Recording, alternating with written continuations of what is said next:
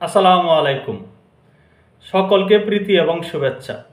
আমাদের বাংলাদেশে যে সকল রাজনৈতিক দল আছে তারা দুই ভাগে বিভক্ত।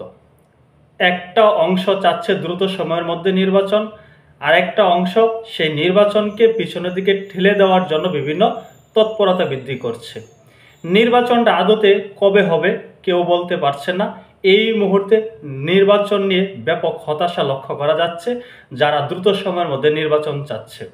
বিশেষ করে বিএনপি দ্রুত সময়ের মধ্যে নির্বাচন চাচ্ছে এবং বিএনপির ভারপ্রাপ্ত চেয়ারম্যান তারেক রহমান এবং অন্তর্বর্তী সরকারের প্রধান উপদেষ্টা ডক্টর মোহাম্মদ ইউনূসের বৈঠকে একটি সূরা হয়েছিল যে আগামী রমজানের আগে নির্বাচন হবে বাংলাদেশে। আদতে নির্বাচনটা কবে হবে কেউ প্রকৃতভাবে বলতে পারছে না, সুনির্দিষ্টভাবে বলতে পারছে না। স্বয়ং নির্বাচন কমিশনের সাথে যারা জড়িত বা নির্বাচন কমিশনার যারা আছেন তারাও বলতে পারছেন না। প্রধান নির্বাচন কমিশনার তিনি নিজেও বলতে পারছেন না।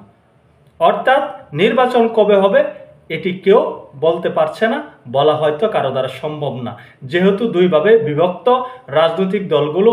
এবং অনেকেই মনে করেন যে সকল রাজনৈতিক দল দ্রুত সময়ের মধ্যে নির্বাচন চাচ্ছে না, সংস্কারের পরে নির্বাচন চাচ্ছে বা আওয়ামী লীগের বিচারের পরে নির্বাচন চাচ্ছে, তাদের পক্ষপাতিত্ব করছে অন্তর্বর্তী সরকার।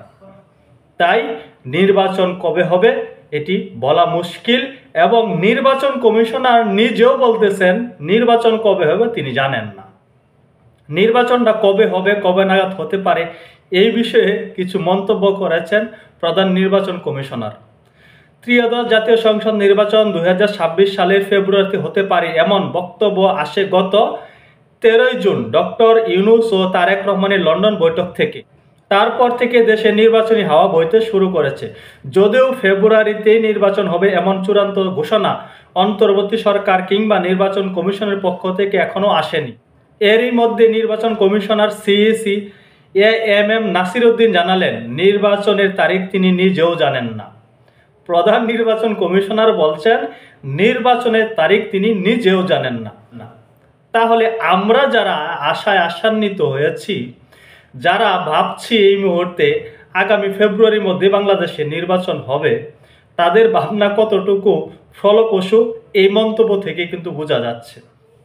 তাহলে তিনি নির্বাচনের জন্য কি পদক্ষেপ নিতে পারেন বা তিনি নির্বাচনের যে মহাযজ্ঞ আছে সেটিতে হাত কিভাবে বা দিবেন তিনি তো নিজেই জানেন না নির্বাচনটা কবে হবে।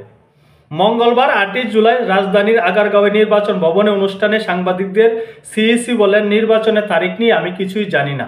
আমি পূর্বেও বলেছি যে নির্বাচন কবে হবে এ সম্পর্কে আমার কোনো ধারণা নেই।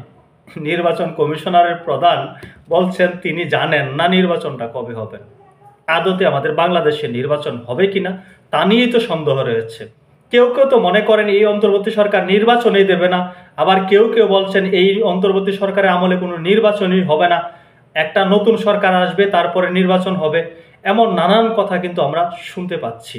নির্বাচন নিয়ে জল অনেক গোলা হচ্ছে, নির্বাচন কিন্তু সহজে হচ্ছে না, সেটির ইঙ্গিত কিন্তু নির্বাচন কমিশনার দিয়েছেন, প্রধান নির্বাচন কমিশনার দিয়েছেন যে তিনি নিজেও তো জানেন না নির্বাচন কবে হবে। তাহলে আমরা সাধারণ মানুষ বা রাজনৈতিক দলগুলো কিভাবে বুঝবে কবে নির্বাচন হবে? এই অন্তর্বর্তী সরকারের পক্ষ থেকে নির্বাচন কমিশনকে যদি অবহিত না করে যে কবে নাগাদ নির্বাচন হতে পারে, তারা কিভাবে এগোবে সেই ইঙ্গিত যদি না দেয়, পরামর্শ না দেয়, তাহলে নির্বাচন কমিশনারই কি করবে, নির্বাচন কমিশনই কি করবে? দেখা যাক নির্বাচন কবে হয়, নির্বাচন আদতে হবে কিনা তা নিয়ে ব্যাপক সন্দেহ কিন্তু আরও বেশি ঘনীভূত হচ্ছে। সকলে ভালো থাকবেন, আল্লাহ হাফেজ।